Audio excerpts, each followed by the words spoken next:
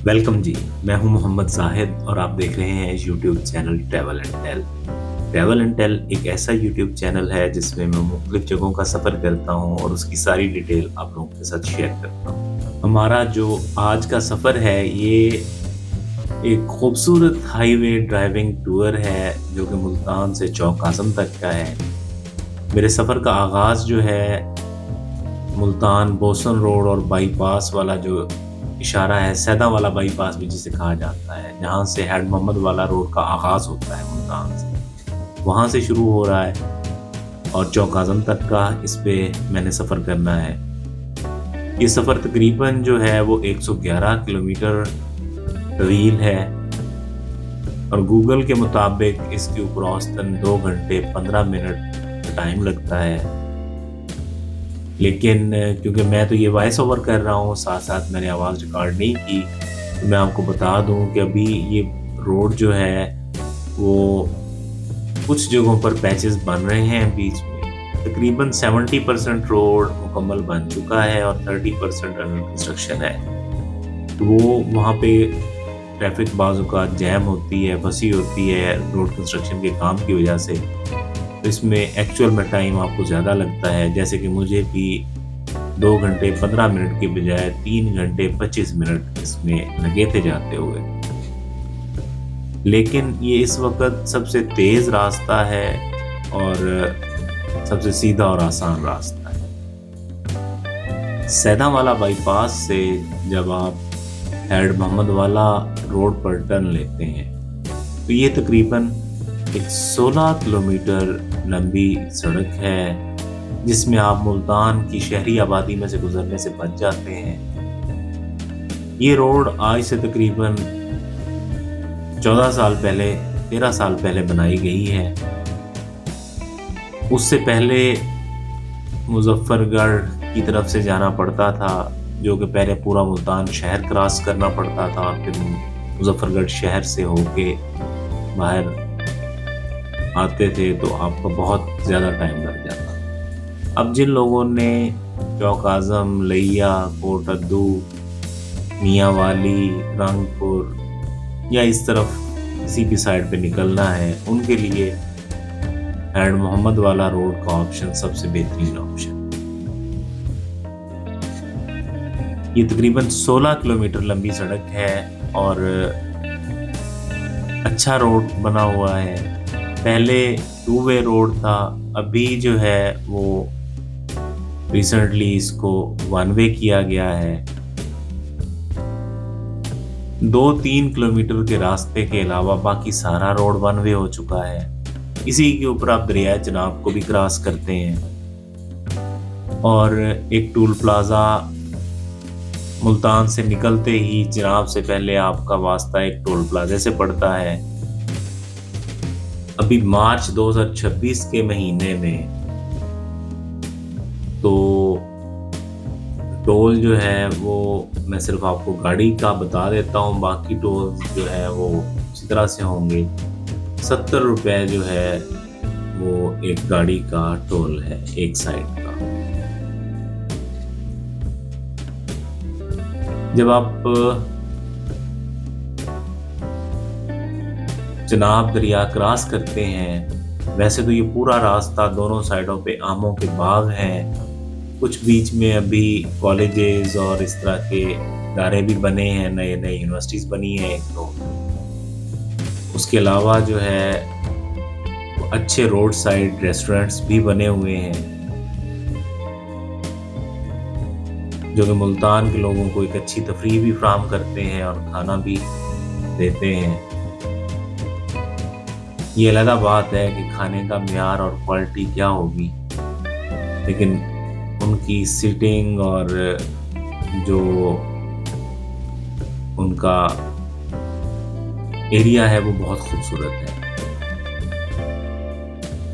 Head Mohammad वाला road जो है ये अभी तो बहुत मसरूफ़ हो गया है। इस पे 24 आवर जो है वो ट्रैफिक चलती रहती है। जब आप बोसन रोड से या बाईपास से हेड मोहम्मद वाला रोड पर एंटर होते हैं तो सिकंदरी नाला क्रॉस करने के बाद सबसे पहले मुल्तान को बचाने वाला जो बंद है वो आता है, और वहीं पर एक पुलिस चेक पोस्ट भी है। पुलिस चेक पोस्ट क्रॉस करने के बाद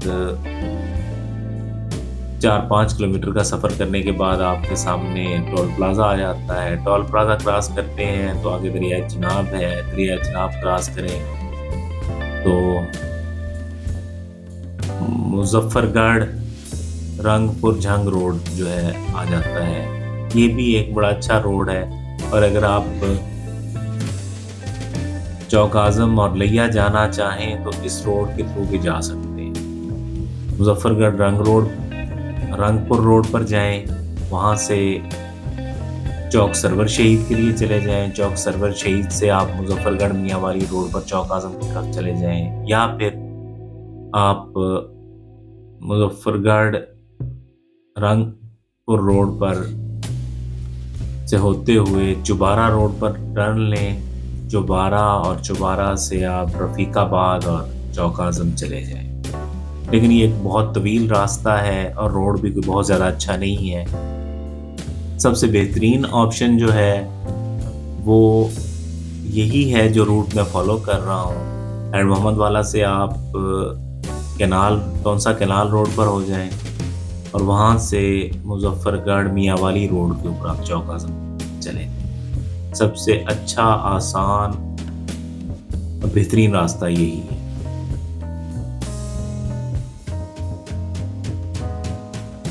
ये तौंसा कैनाल रोड जो है बहुत खूबसूरत है।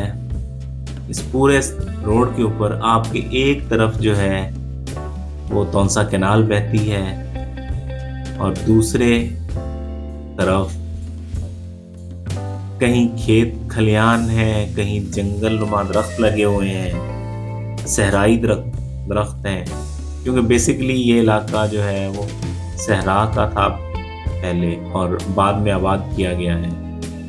कहीं आपको रेत के टीले भी नजर आते हैं, और कहीं गंदम और सरसों के जर्द फूल भी दिखाई देते हैं। यहाँ की फिजा में एक खास खामोशी है, कोई शोर नहीं है, बस हवा की आवाज है या फिर ट्रैफिक का शोर है। दूर दूर जो हैं वो आबादियां भी हैं,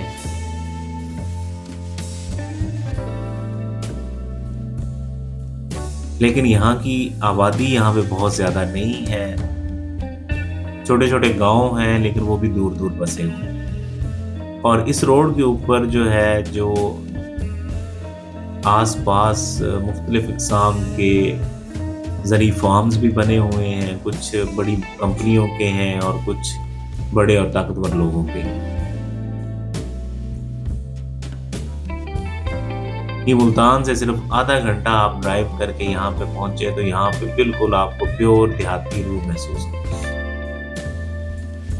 अगर आप सुबह के वक्त यहाँ से गुजरे, क्योंकि मेरा तो अक्सर यहाँ से आना जाना रहा है, तो हल्की धुंध और नहर के किनारे जो है वो परिंदे उड़ते हैं और एक बड़ा ही खूबसूरत मंजर होता है। ड्राइविंग के हवाले से मैं आपको बता दूं कि ये रोड जो है निस्बतन सीधी है, खुला रोड है, लेकिन बेजा स्पीड मारने से गुरेज करें। जो स्पीड लिमिट्स हैं उनके अंदर रहते हुए गाड़ी चलाएं। रोड जो है वो कारपेटेड नहीं है, लेकिन अच्छा रोड है। और इस रोड के भी सेंटर में एक नया टोल प्लाजा पिछले 1 साल के अंदर बना दिया गया है, और यहाँ पर भी आपको 70 रुपए जो है अदा करने पड़ते हैं।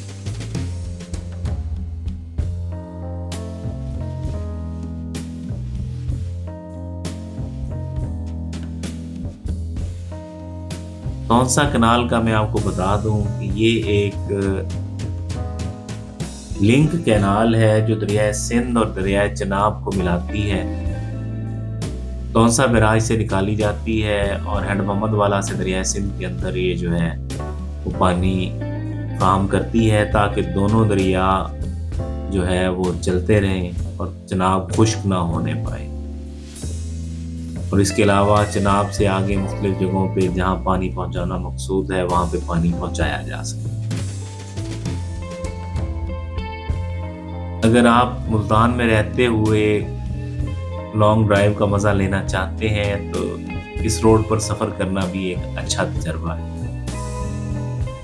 तौसा कैनाल पर सफ़र करते हुए उसके तकरीबन मिड के अंदर पठान होटल चौक के नाम से एक चौक आता है, जो कि मियाँ वाली मुजफ्फरगढ़ रोड और तौसा कैनाल रोड का एक क्रॉस जंक्शन है। यहाँ से अगर आप चाहें तो मुजफ्फरगढ़ की तरफ चले जाएं, लेफ्ट साइड पे अगर आप टर्न लेंगे तो मुजफ्फरगढ़ सिटी पहुंच जाएंगे। अगर आप राइट साइड पे हो जाते हैं तो आप मियाँ वाली रोड पर चौक आजम की तरफ सफर शुरू कर देते हैं।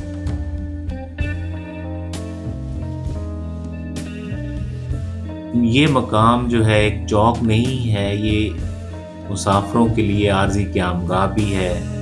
जो मुख्तलिफ मुल्क के हिस्सों से मुख्तलिफ हिस्सों से लोग यहाँ आते हैं, जिन्होंने लइये की तरफ या चौक आज़म की तरफ या कोट अद्दू तौसा की तरफ गर्ज किसी भी तरफ सफ़र करना होता है, ये मकाम उनके लिए बड़ा ज़बरदस्त है। वो यहाँ तक आते हैं और यहाँ से हर तरफ की गाड़ी मिल जाती है।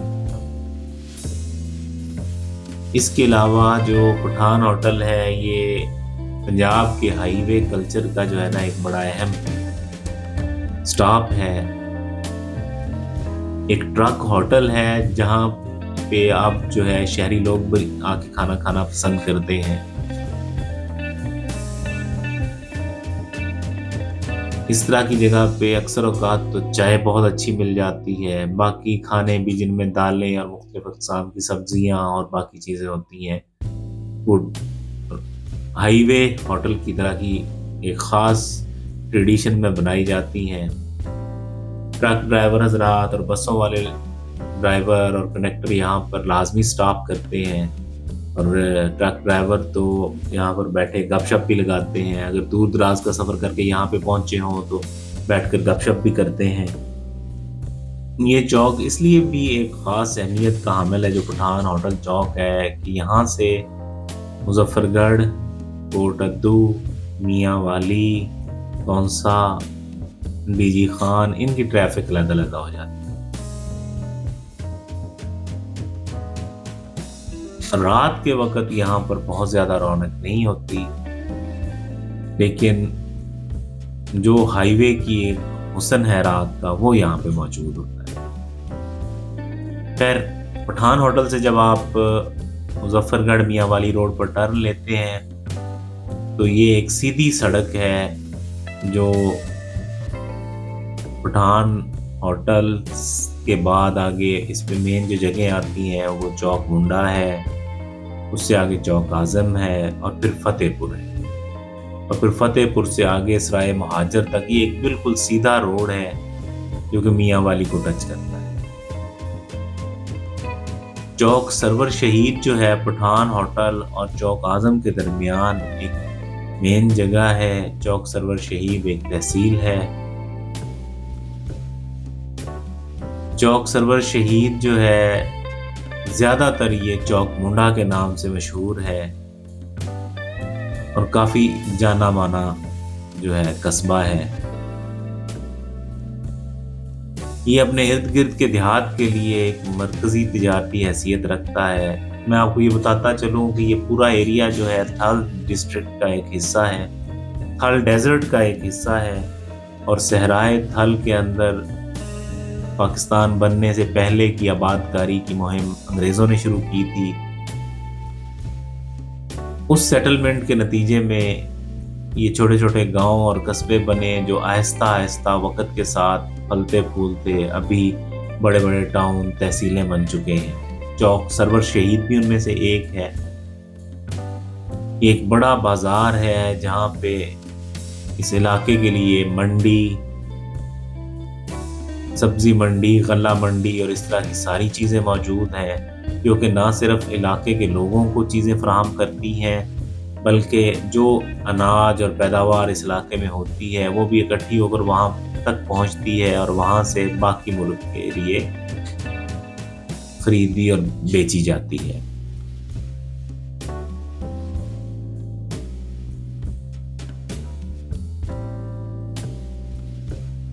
दूर दराज जो देहात के अंदरून जो सहरा के लोग हैं, थल के एरिए के जो लोग हैं, उनके लिए ये एक बड़ा अहम जंक्शन है और यहाँ पर लोग दूर दूर से ख़रीदारी के लिए आते हैं और अपने जानवर और अपनी फसलें भी बेचने के लिए आते हैं।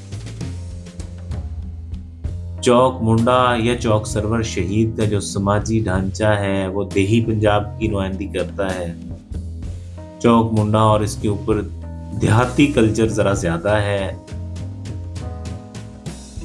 लोग सादा हैं, मेहमान नवाज हैं और मोस्टली रवायती लिबास पहनना पसंद करते हैं। ये जगह गर्मियों में शदीद गर्म और सर्दियों में सर्द होती है। ताहम शाम के वक़्त, दिन के वक़्त शदीद गर्म होती है गर्मियों में, ताहम शाम के वक़्त सूरज ढलने के बाद मौसम कदरे मुतदिल हो जाता है।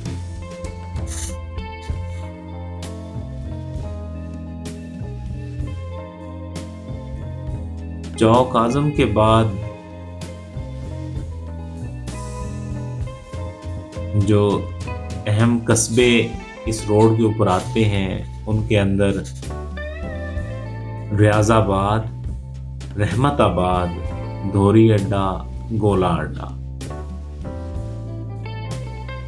ये 4 जगह जो है बड़े टाउन्स हैं। ये छोटे हैं मगर बड़े अहम मराकज़ हैं और यहाँ पर आपको मुख्तलिफ इक़साम की वर्कशॉप्स, जनरल स्टोर्स, किराना स्टोर्स, सब्ज़ी, फ्रूट, ट्रांसपोर्ट के अड्डे, restaurant, medical stores, doctor, local doctors और इस तरह की सहूलतें आपको दस्तयाब हो जाती हैं। वैसे तो इस पूरे रोड के ऊपर आपको हर 4-5 किलोमीटर के बाद पेट्रोल पंप, रेस्टोरेंट, मस्जिद, छोटा मोटा चाय के लिए ढाबा ये मिलते रहते हैं। लेकिन फिर भी ये जो आबादियां हैं ये अच्छे स्टॉप ओवर्स है और खुदा न खास्ता किसी इमरजेंसी की सूरत में आप यहाँ पर रुक कर कोई हेल्प ले सकते हैं।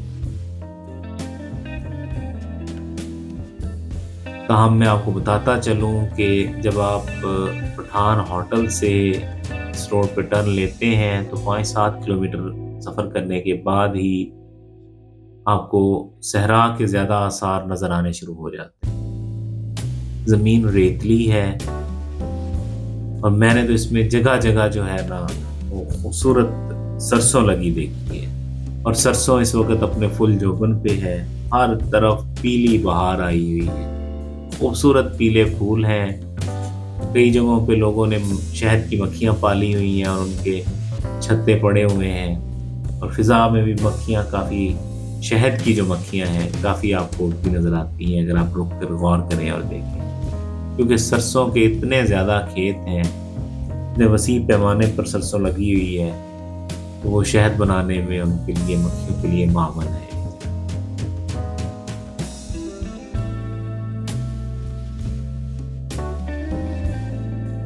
ये थल का जो रेगिस्तान है ये दरियाए झेलम, चनाब और दरियाए सिंध के दरमियान वाक़या है।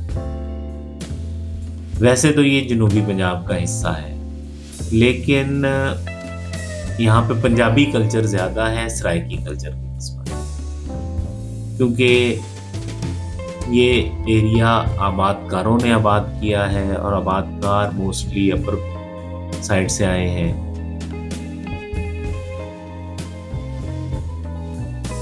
गो के सराइकी भी यहाँ पर बोली जाती है और पंजाबी भी बोली जाती है, लेकिन पंजाबी का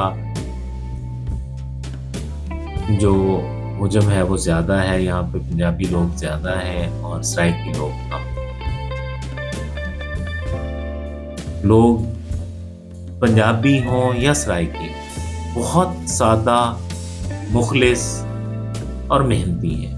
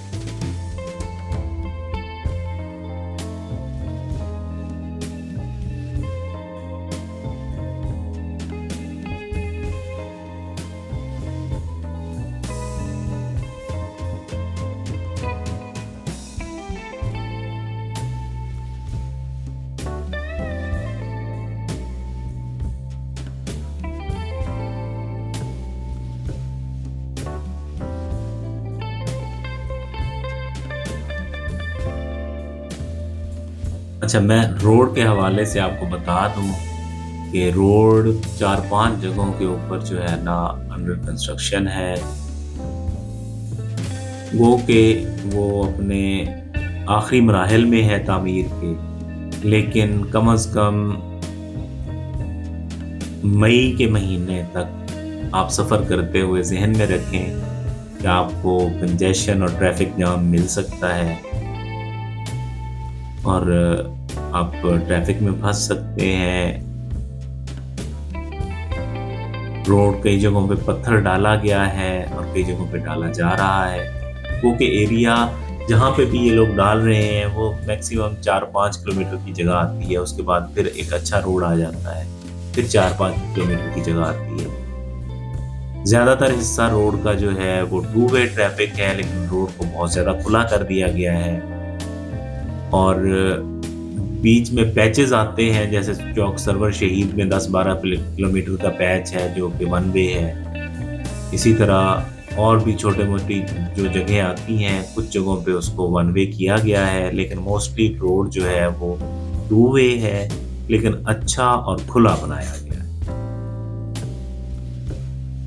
फिर मैं आपसे गुजारिश करूंगा कि रोड बहुत अच्छा आपको मिल जाएगा, लेकिन आप उसके ऊपर सफ़र करते हुए स्पीड के लिए ख़ास ख्याल रखें। ज़्यादा स्पीड ना मारें, लिमिट के अंदर रहते हुए और लिमिट में जितनी स्पीड आप कंट्रोल कर सकें उसके मुताबिक गाड़ी चलाएं ताकि आपको कोई परेशानी ना हो। चौक आज़म से पहले रास्ते में एक बहुत बड़ा जंगल जो कि इस इलाके के मौसम को और एनवायरनमेंट को बेहतर बनाने के लिए लगाया गया था।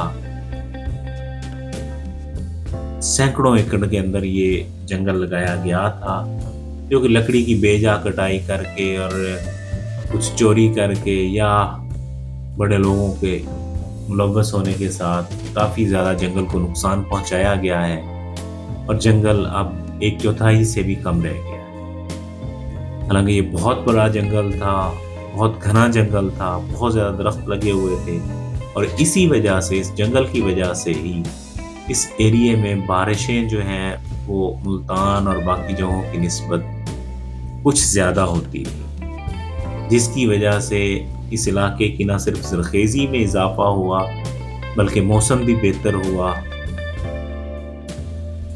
और ज़ेरे ज़मीन पानी की सतह भी बुलंद,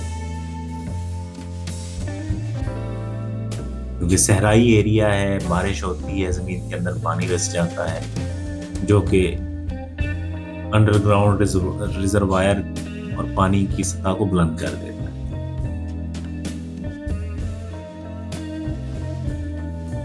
यार, अगर आपने वीडियो यहाँ तक देख ली है तो आपसे रिक्वेस्ट है, काइंडली वीडियो को लाइक कर दें। चैनल को भी अगर अभी तक आपने सब्सक्राइब नहीं किया तो चैनल भी सब्सक्राइब कर लें और वीडियो को शेयर भी कर दें। आखिर में आप लोगों के लिए आसानियों की दुआ। अल्लाह पाक आपको आसानियाँ दे और आसानियाँ आगे तकसीम करने का हिम्मत और हौसला दे। अपना ख्याल रखिएगा। माह रमज़ान है, दुआओं में मुझे भी याद रखिएगा। थैंक यू, गुड बाय, अल्लाह हाफ़िज़।